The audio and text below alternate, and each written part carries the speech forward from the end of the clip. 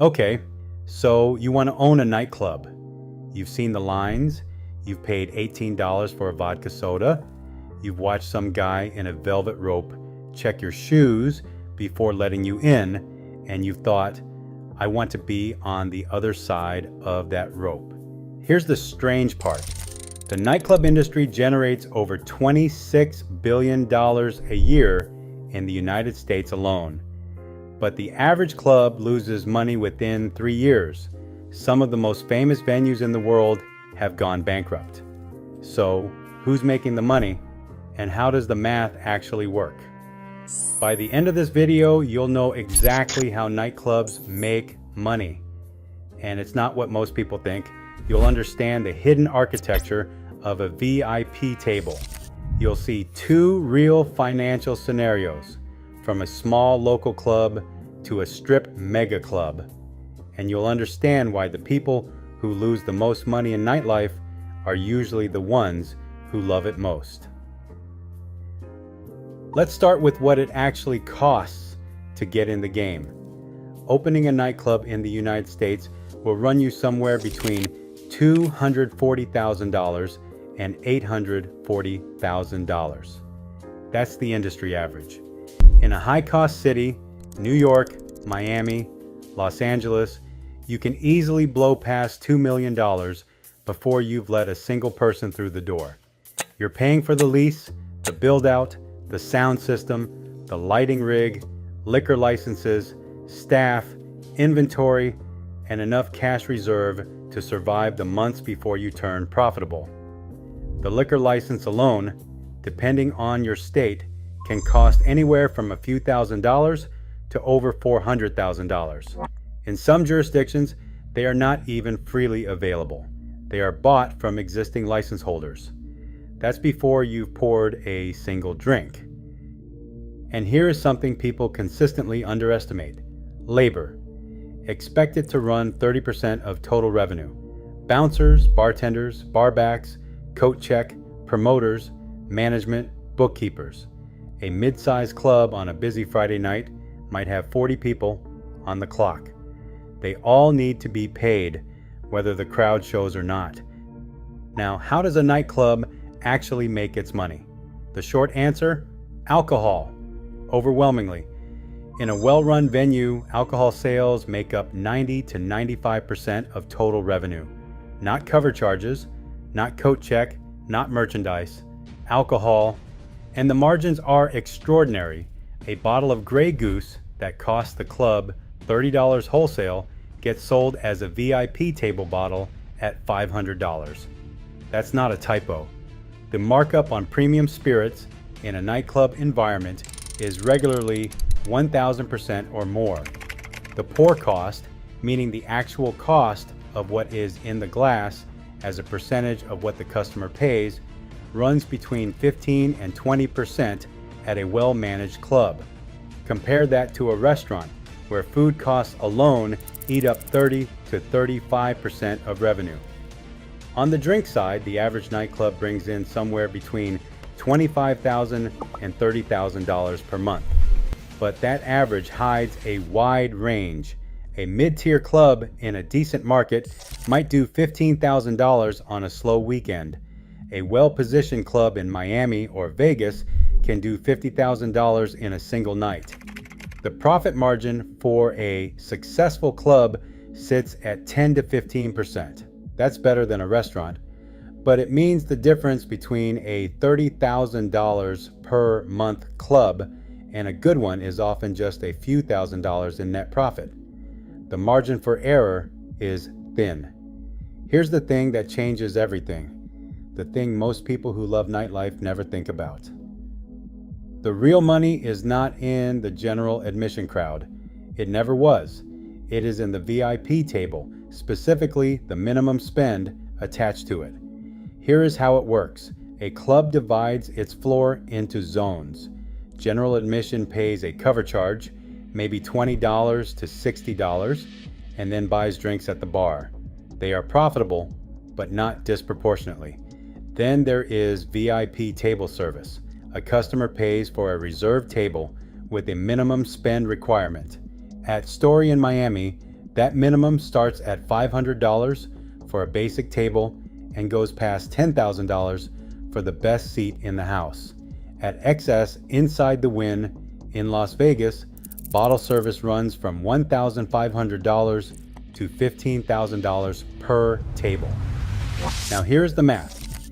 If a club has 20 VIP tables and each carries a $2,000 minimum on a Saturday night, that is $40,000 in guaranteed revenue before a single general admission ticket is sold.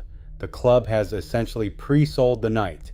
The cover charge crowd is gravy, and that is just the baseline. The real players, the whales, do not order the minimum.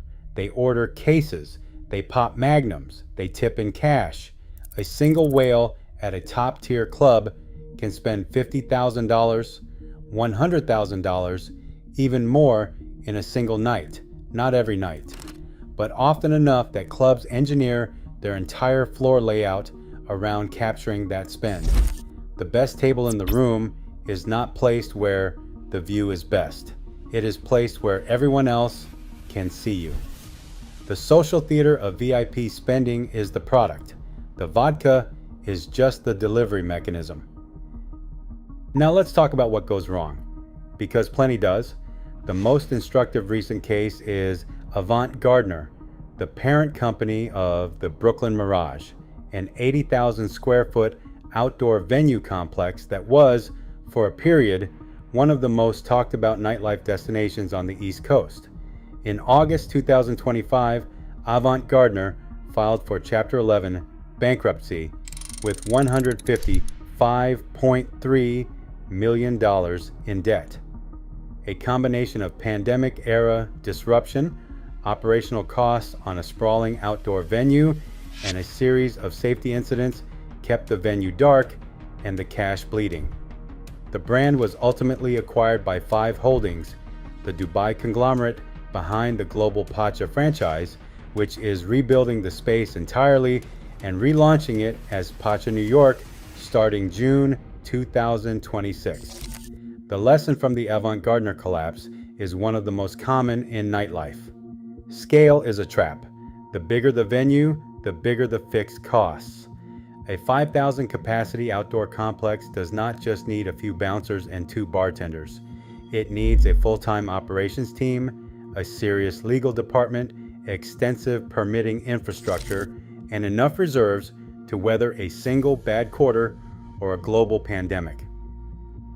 The second case is Pacha New York itself, which in its first incarnation was a 30,000 square foot mega club at 618 West 46th Street in Manhattan. It ran for a decade, from 2005 to 2016, and by most measures had a successful run. But rising operating costs, a shifting real estate environment, and the migration of nightlife energy to Brooklyn made the math unsustainable. It closed in January 2016 with the standard language of all closing clubs: a changing landscape, rising costs, the end of a chapter. What killed Pacha New York is what kills most clubs: the erosion of relevance. The crowd moved on. The let's make this concrete. 2 scenarios, one small, one massive. You open a nightclub with a 400-person capacity in a mid-sized city. You are in a decent location, maybe near a university district or a downtown entertainment strip. Total startup cost, $450,000. You are open Thursday through Saturday. On a good weekend, you do $12,000 in revenue across 2 nights. Multiply that across a month, and you are looking at $25,000 in revenue. Labor takes 30%, that is $7,500. Liquor costs another 20%, $5,000. Rent, insurance, utilities, and licensing fees run another $6,000. You have roughly $6,500 left for owner compensation, debt repayment, and everything unexpected. At that rate, you would pay back your initial investment in just under 6 years, assuming nothing goes wrong. A slow season, a noise complaint, a bad review, or one weekend of rain will stretch the timeline. This is why most small clubs do not make their owners rich. They make them busy. Excess at the Wynn Las Vegas costs roughly $100 million to build.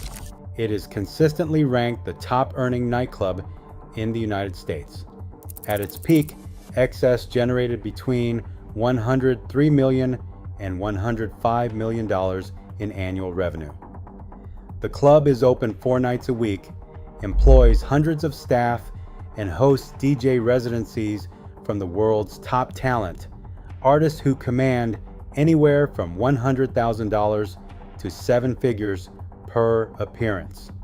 A top-tier dance floor table on a headline DJ night requires a minimum spend that can exceed $15,000. At those revenue levels, even a 10% margin means $10 million in annual net profit. The club paid back its $100 million construction cost in roughly a decade, while generating tens of millions along the way. But Excess exists inside one of the most profitable casino hotel ecosystems in the world. It wasn't just built to make money as a nightclub, it was built to keep high rollers on the property.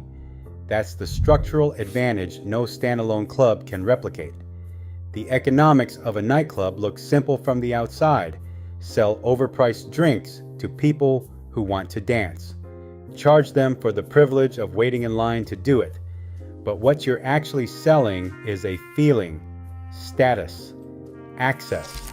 The idea that tonight, in this room, something is happening and you're part of it. That feeling is the product. It's also the thing that disappears the moment the crowd decides to go somewhere else. The house always wins. Just make sure you understand which house you're in.